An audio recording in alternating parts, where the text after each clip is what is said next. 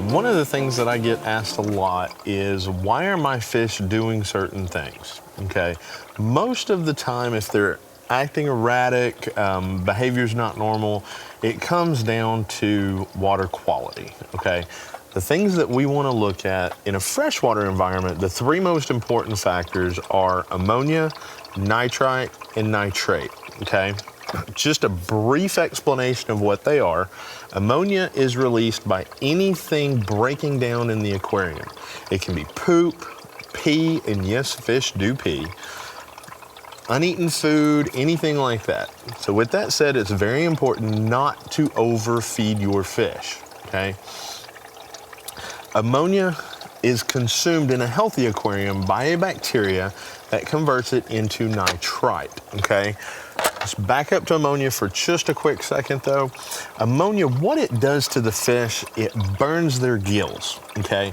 So I've thought long and hard, and about the closest thing that I could come up with as an analogy that people can relate to.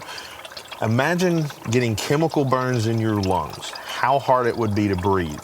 Essentially, that's what's happening to the fish, okay? It burns their gills, they can't breathe properly.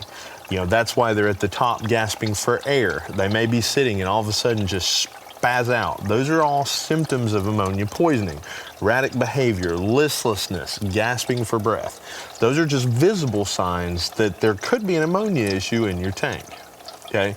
Now, on to nitrite. Most people dismiss nitrite. Nitrite can be equally as toxic to fish as ammonia. However, it does it in a slightly different way, okay? Where the ammonia burns their gills, nitrite, it takes the oxygen out of the fish's cells, okay?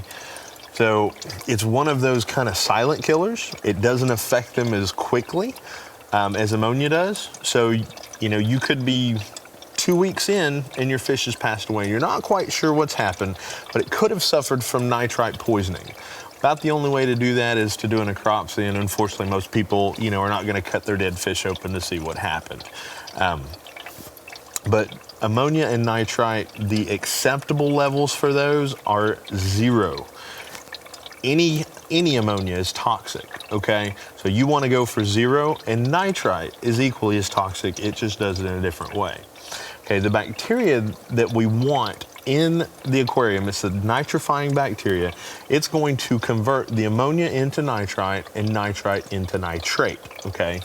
Nitrate in and of itself aren't fish killers, okay? However, if you let them build up to high levels, I've seen bacterial and fungal infections more prevalent with fish. It's just kind of a constant low-level stress factor for them. Also, if nitrates are left unchecked, it can lead to unsightly algae problems, green water, various things like that. It becomes a nutrient for algae. Hence, water changes, vacuuming, detritus out of the tank, things like that, because, you know, no matter how good your filtration is, poop does end up in the bottom. And when it's left there, you know, it just can build up and build up and build up. So essentially, when you're vacuuming the bottom, you're taking care of their house, okay? Now, let's go to saltwater, okay? The three key things for just a basic saltwater tank are gonna be pH, ammonia, nitrite, and nitrate. All right, saltwater pH, you wanna maintain between 8.2 and 8.4, okay?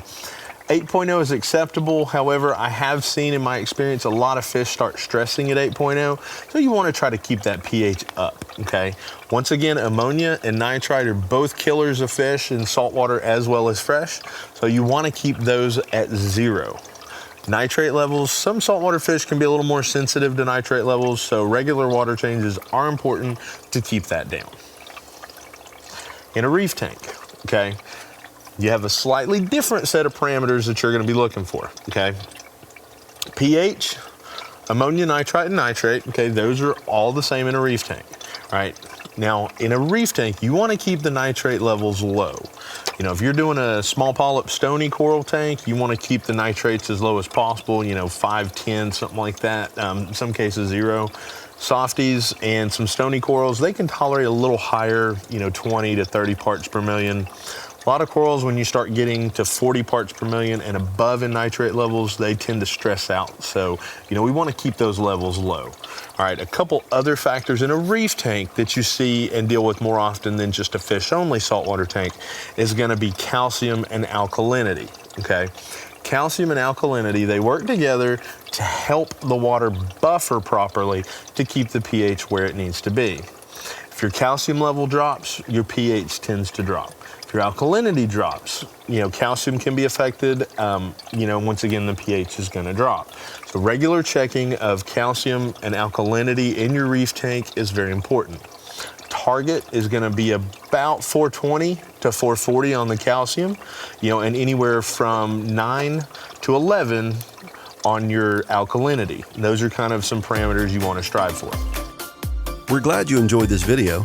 Click subscribe to get the latest content and to check out our other great videos. Also visit our website at Pick.Fish to use our free interactive fish selector and get answers to all your tank questions from our certified experts.